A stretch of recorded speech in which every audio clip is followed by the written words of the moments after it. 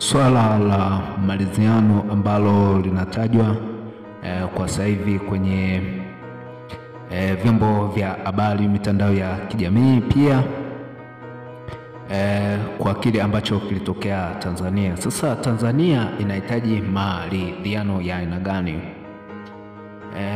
Ananukuliwa Bongo Zozo ambaye ametaja mbinu ambazo zinaweza zikaliponya taifa. Mosi ni wito wa kukiri makosa, kusamehe na kuponya. Pia watolewe wale wote ambao wanahusishwa na kesi ambazo wamepewa, kesi kubwa kubwa za uhaini na ugaidi.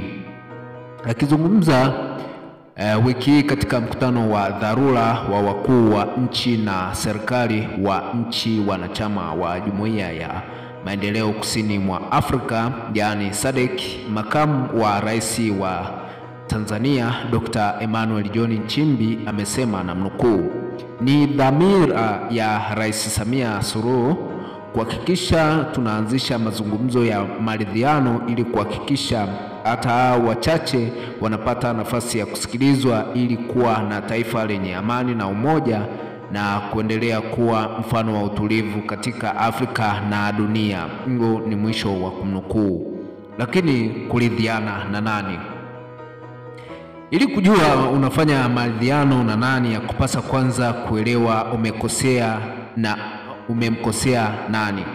Kuridhiana na mama aliyempoteza mtoto wake baada ya kupigwa risasi, ama kuridhiana na familia ambazo wapendwa wao wajui ikiwa watu wao wako hai au wamefariki, au kuridhiana na ndugu ambao jamaa yao alitekwa na kuonekana tena hadi leo.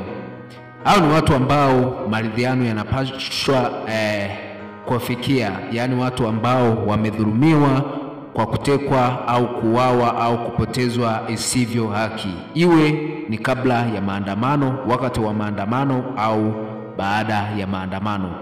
Pia kuna swala la vyama vya upinzani kama Chadema ambavyo viliashiria mapema kabisa kwamba vinaweza kuzuia uchaguzi usifanyike, na jambo ambalo kusema la ukweli lilichangia pakubwa kuibua elimu au uelewa kwa watu na kuweza kuona kwamba swala la uchaguzi ni batili.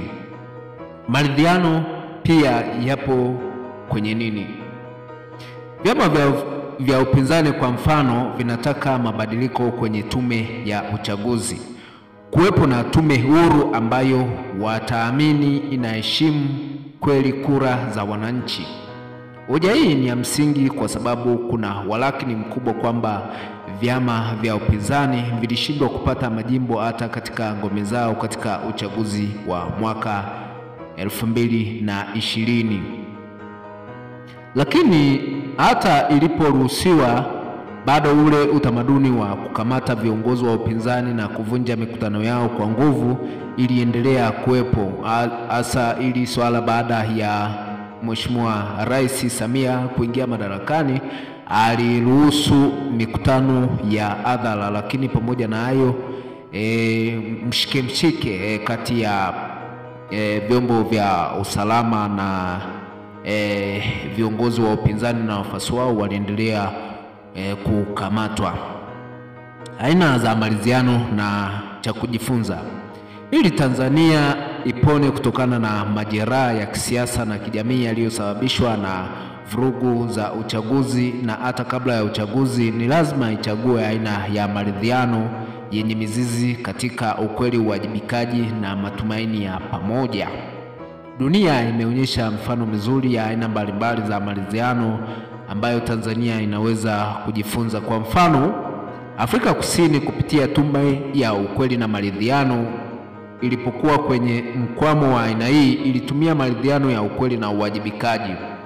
Tume ya ukweli na maridhiano ya Afrika Kusini, kwa kifupi TRC, ilikuwa chombo kilichoanzishwa baada ya ubaguzi wa rangi wa mwaka 1996 ili kuchunguza ukiukwaji wa haki za binadamu uliotokea kati ya ya Machi mosi mwaka 1960 na Mei 10 mwaka 1994. Hapa si tu kusamehe bali kusikiliza walioumia, kukiri makosa na kuwajibisha waliokiuka haki za binadamu. Hii ni njia ya kuponya kwa kusema ukweli, si kufunika majeraha ama kombe mwanadamu apite. Pili, kuna ukiacha maridhiano, kuna ya watu wenye nguvu kama Raila Odinga na Uhuru Kenyatta au Odinga na Ruto nchini Kenya, pia inaweza kutumia maridhiano ya kitaasisi kama yaliyofanyika Chile na Colombia, ambayo yalihusisha mageuzi ya taasisi za dola, hasa vyombo vya usalama, tume za uchaguzi na mahakama, ili kuhakikisha maovu hayajirudii. Maridhiano ya aina hii yanaondoa hofu, yanaimarisha uwajibikaji na kurejesha imani kwa mfumo wa utawala.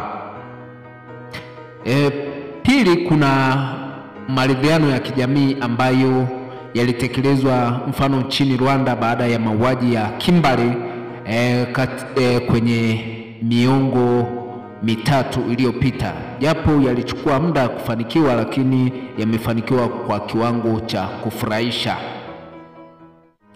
Ndani ya Jamhuri ya Muungano wa Tanzania, vurugu za kisiasa zilizotokea Zanzibar mnamo Januari mwaka 2001 za kupinga matokeo ya uchaguzi wa mwaka 2000 zilisababisha vifo na majeruhi. Kwa mjibu wa ripoti ya Human Rights Watch iliyopewa jina Tanzania, risasi zilinyesha kama mvua, inakisia watu 35 waliuawa, wapatao 600 walijeruhiwa na takribani watu 2000 walikimbia nchi. Mauaji ya mwaka 2001 na mchafuko wa kisiasa uliofuatia ulichangia kuwaleta pamoja rais wa wakati huo Aman Abeid Karume wa chama tawala na katibu mkuu wa chama cha wananchi CUF wakati huo Maalim Seif katika meza ya mazungumzo yaliyopelekea kuasisiwa serikali ya umoja wa kitaifa.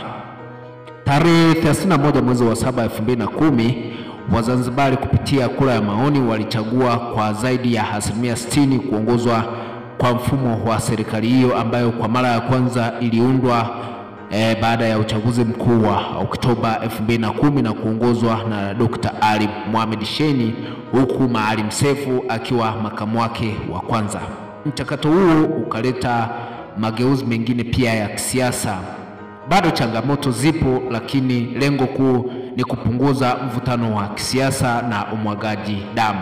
Bila shaka upande mwingine wa muungano ambao ni Tanganyika unaweza kuyaiga haya mambo mawili matatu kutoka Afrika Kusini, Rwanda, pamoja na kile ambacho kilitokea upande wa pili wa Tanzania, yani visiwani.